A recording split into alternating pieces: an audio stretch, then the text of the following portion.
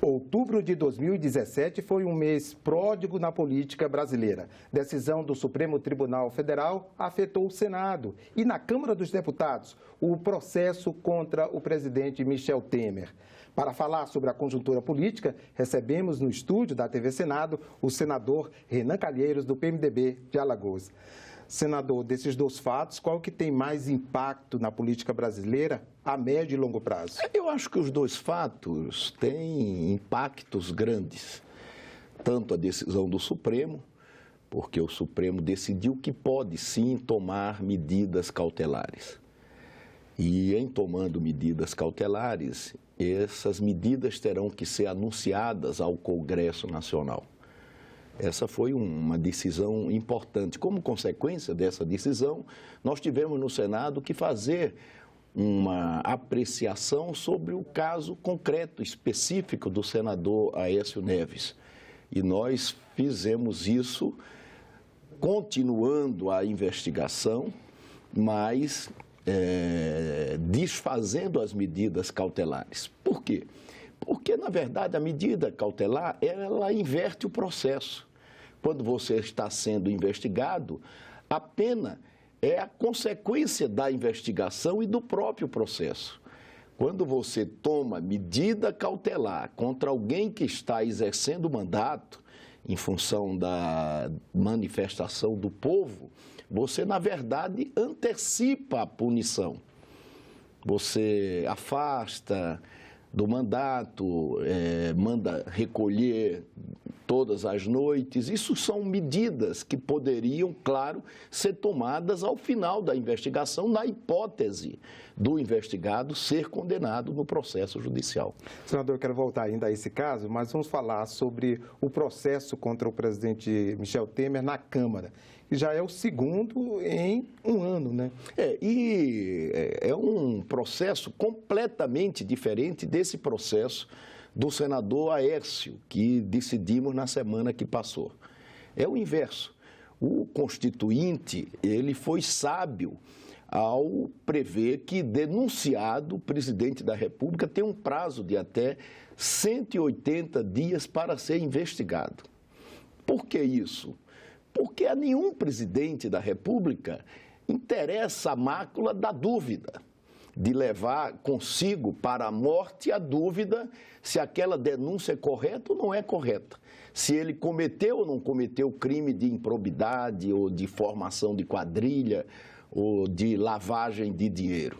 Eu, se fosse o presidente da República, eu ia falar um a um com cada deputado e deputada para que eles me liberassem, para que nesse espaço de tempo de 180 dias eu pudesse responder. Ora, todo mundo está sendo investigado no Brasil e tem que ser assim. O homem público não pode ficar nas sombras. Se houver algo a ser investigado, ele precisa ser investigado. Porque se ele não der uma explicação suficiente, ele perde a condição, a legitimidade de continuar no exercício do mandato. O Michel Temer tem 79 anos, 78, 79 anos. Quando acabar a presidência da República, ele vai se submeter a um juiz de primeira instância. Essa decisão, quando chegar para transitar em julgado no Supremo Tribunal Federal, ela vai demorar bastante. Ou seja, não investigar o Michel nesses 180 dias significa mandar para a impunidade essa investigação que parece gravíssima. Eu repito, eu sendo ele, eu preferia ser investigado. Nesses 180 dias, ajudaria no sentido de que essa investigação caminhasse mais rapidamente. A saída dele do governo não é uma saída definitiva, é uma saída, portanto, temporária.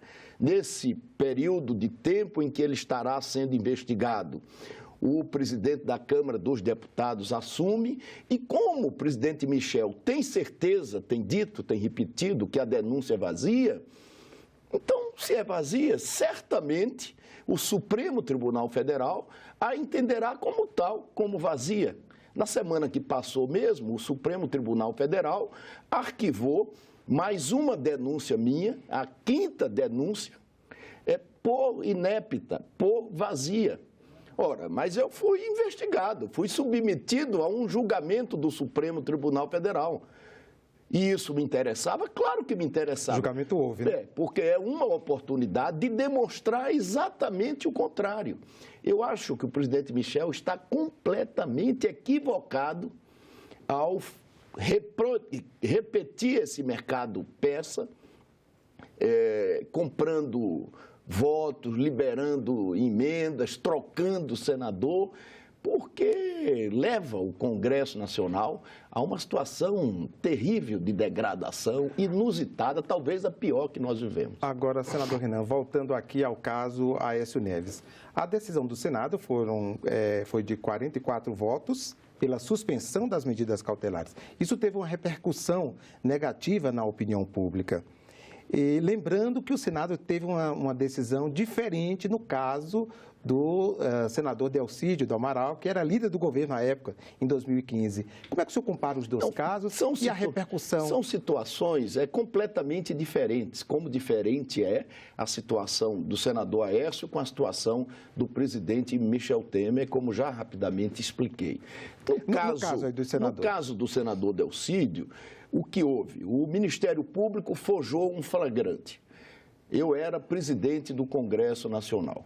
Eu fiz um apelo aos senadores de que, se nós aceitássemos aquilo, nós iríamos abrir a porta e iríamos fragilizar os mandatos. E foi o que aconteceu. As medidas cautelares tomadas na sequência contra senadores, todas foram decorrências dessa. O que houve com o Delcídio Amaral é que o Senado recusou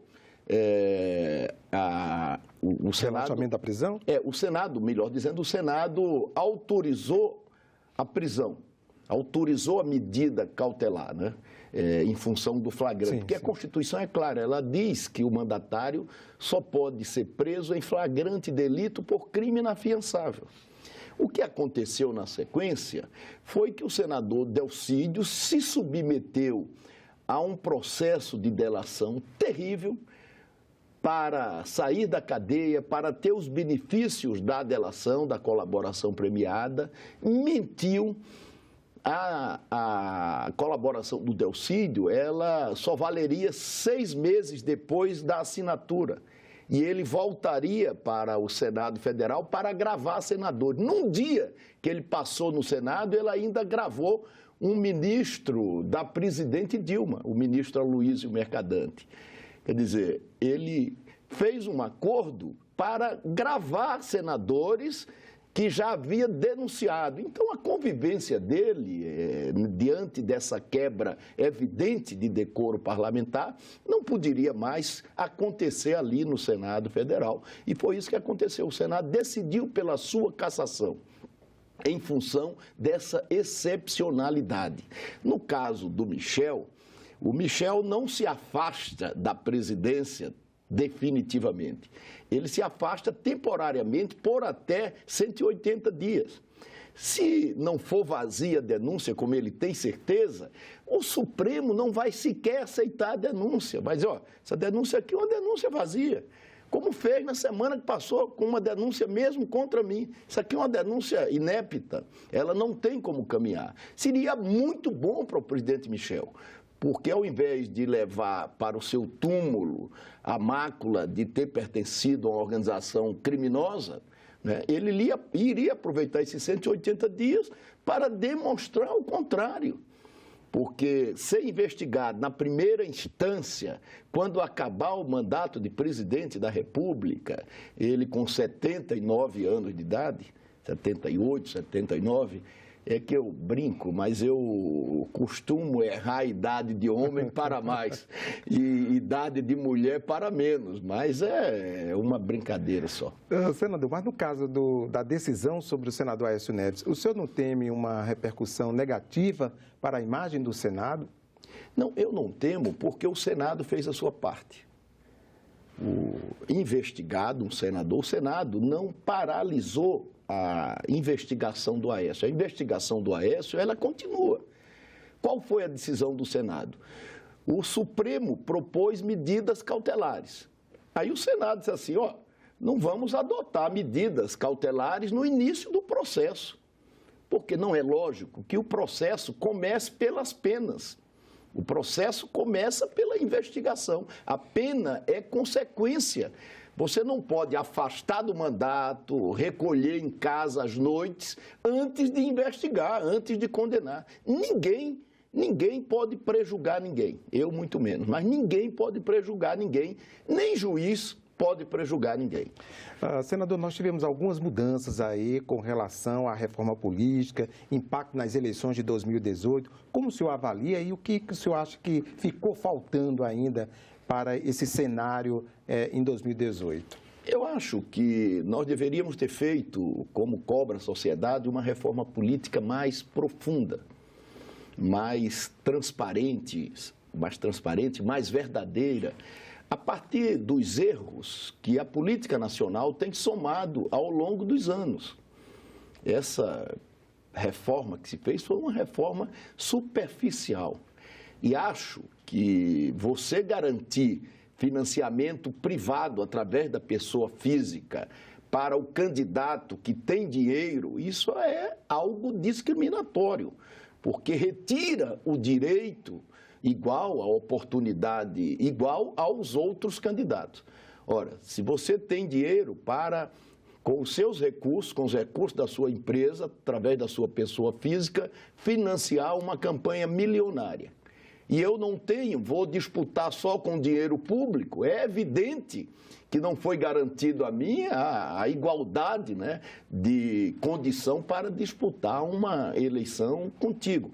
Então, eu acho que nós deveríamos ter feito financiamento privado, empresarial, mas com critérios, com transparência, com um limite, com um teto, para que as empresas não sejam donas dos candidatos, como lamentavelmente em alguns casos aconteceu. A outra coisa é o seguinte, nós chegamos a um nível de degradação tal na política brasileira que você todo dia faz um esforço para comprovar um crime de apropriação de débito ou de lavagem de dinheiro a partir, pasme, da informação que você tem de doação eleitoral publicada nas contas oficiais, no Tribunal Superior Eleitoral.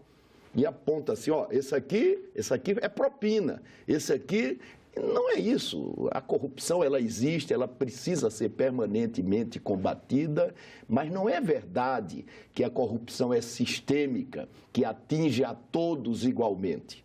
Eu mesmo me coloco sempre à disposição para responder qualquer investigação, porque na presidência do Senado Federal, eu comandei a votação dessas leis todas que permitem hoje o Brasil ser, do ponto de vista da legislação, o país mais aparelhado da América para combater a corrupção.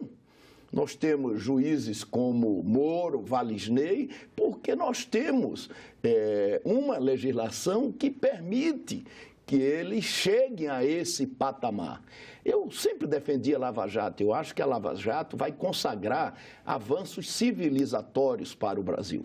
O que eu não defendo e acho que nenhum brasileiro deve defender são os excessos da Lava Jato ou de qualquer operação. Agora... É você prender para delatar, é você encadear a prisão provisória numa previsão maior, depois levá-la até o julgamento em primeira instância.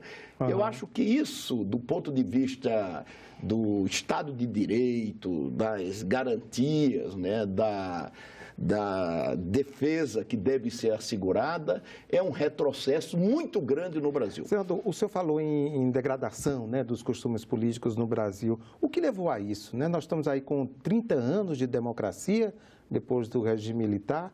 Por que o Brasil chegou a esse ponto? Eu acho que o Brasil, ele conduziu sempre mal a sua política. Lá atrás, nós fizemos uma reforma política profunda e 12 anos depois, o Supremo Tribunal Federal entendeu que aquela reforma não deveria acontecer com relação à cláusula de desempenho, à cláusula de barreira. Eu acho que, de todos os males da política brasileira, talvez aquele tenha sido o maior. essa pulverização de partidos políticos. Todo país do mundo civilizado que você tem um presidencialismo, mesmo um presidencialismo desse aí de cooptação ou de coalizão, você tem 3, 4, 5 partidos. A Alemanha agora incorporou o 5º partido. Você, numa democracia consolidada com 5 partidos, você pode até se dar o luxo de fazer financiamento público, né? Porque o dinheiro dá lá. O que é impossível na prática é você pretender financiar 35 partidos políticos como no Brasil. E como dar estabilidade política, construir uma base de sustentação duradoura com esses 35 partidos políticos? Como você juntá-los em torno de um programa e não em torno da distribuição de cargos? Nessa votação do Aécio, eu até estava torcendo para que o Aécio tivesse 41 votos. Mas eu estou aqui no Senado há muito tempo, mas eu nunca vi um mercado persa naquela extensão.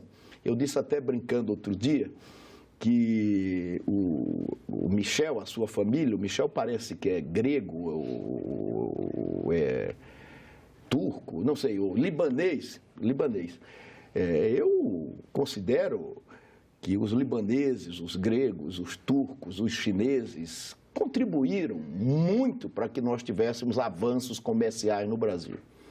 Nós devemos a eles muita coisa. Mas o Michel Temer, mesmo libanês que seja, ele não tem o direito de transformar o Congresso Nacional, como presidente da República, num mercado persa, num comércio onde se compra tudo e se vende tudo. Ele não pode transformar o Brasil numa 25 de março, aquela rua que tem lá em São Paulo, porque o Congresso Nacional, ele não pode se nivelar a tudo isso. O Congresso tem que ter uma agenda, tem que defender o interesse do país, tem que ficar contra quando, por um decreto para ter voto, o presidente da República quer restaurar um decreto, uma portaria, sei lá, quer restaurar a escravidão. Nós tivemos avanços grandes no Brasil e isso tudo precisa ser protegido. Você não pode fazer o desmonte, acabar com o movimento sindical, você não pode regulamentar a terceirização. Nós temos 14 milhões de trabalhadores terceirizados no Brasil. Na medida em que você aumenta isso, você precariza. Agora, senador, o senhor falou aí na questão da portaria do Ministério do Trabalho, né? E o senhor acha que vai acontecer a mesma coisa que aconteceu com a Renca, que o governo fez tomou uma medida e depois voltou atrás, porque a repercussão tem sido negativa até entre o próprio governo, né? No Ministério do Trabalho, na sua base, no Congresso? Porque, no fundo, o presidente da República ele não sabe o que faz. O recuo da Renca, a Renca, ela assegurava interesses privados, né? Da mesma forma que a volta da escravidão garante interesses privados.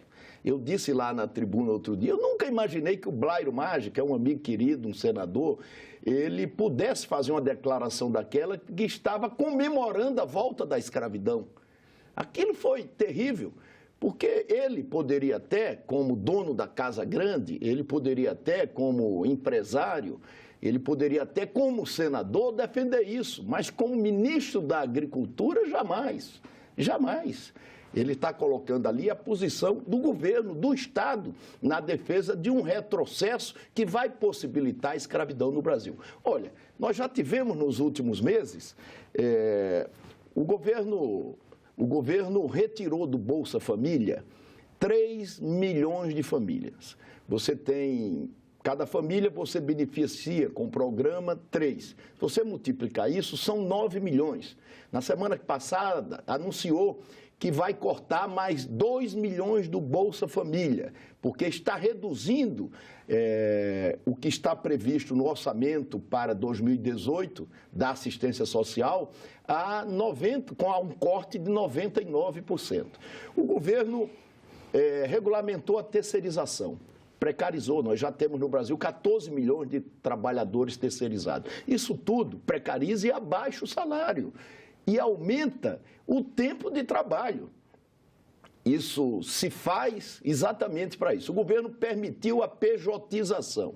Isso é um crime com a classe média. Enquanto a classe média paga lá os impostos, com a pejotização, você faz um planejamento para pagar menos imposto. O governo agora faz esse decreto da volta do trabalho escravo. Quer votar a reforma da Previdência para revogar direitos. Meu Deus, todo país do mundo faz reforma da Previdência, mas uma reforma da Previdência para a década. Não é uma reforma da Previdência para até o fim, definitiva. O erro do Meirelles foi brutal. Ele apresentou a reforma da Previdência como uma reforma para se obter 800 bilhões de reais num prazo de 10 anos. Em que o governo está acertando, senador? Ou seja, ele queria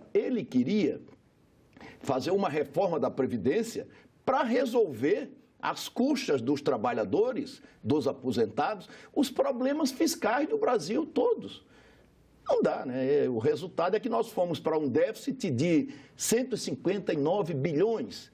E a gente vê todo dia na imprensa, e eu fico até triste, que a economia está se levantando, voltou a crescer.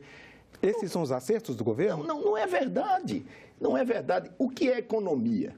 Para as pessoas que, como eu, não entendem muito de economia. O que é economia? Economia é consumo, economia é investimento, economia é gasto público e economia é comércio exterior. Se esses 4 fundamentos estão caindo, diminuindo, como é que vai crescer o PIB? Se você não tem o consumo crescendo, se você tem o gasto público aumentando, se você não tem investimento, houve um corte no início de 40 bilhões e depois cortou-se mais tudo que se podia. E se você tem um comércio exterior que teve um superávit em função da super safra agrícola, né, consequência dos avanços do agronegócio, que teve um aumento de 10% esse ano, não vai ter mais certamente no próximo ano, quer dizer, isso na verdade não está crescendo, é muito ruim. Para voltar a crescer, nós precisamos retomar o investimento, nós precisamos elevar o consumo, nós precisamos ter um superávit maior na balança comercial e precisamos controlar o gasto público. Senador, o senhor tem muito para falar, eu acho que a gente vai ter que convidar aqui para um outro momento. E eu estou aguardando. Só para encerrar, eu gostaria que o senhor confirmasse aqui para mim, em primeira mão, se o senhor é candidato a um 4º mandato como senador por Alagoas e quem o senhor deve apoiar para presidente, como o senhor vê o cenário político aí presidencial em 2018. Eu acho que está muito ainda nebuloso. Você não tem ainda clareza com relação aos candidatos e a quantos partidos terão representantes na própria eleição.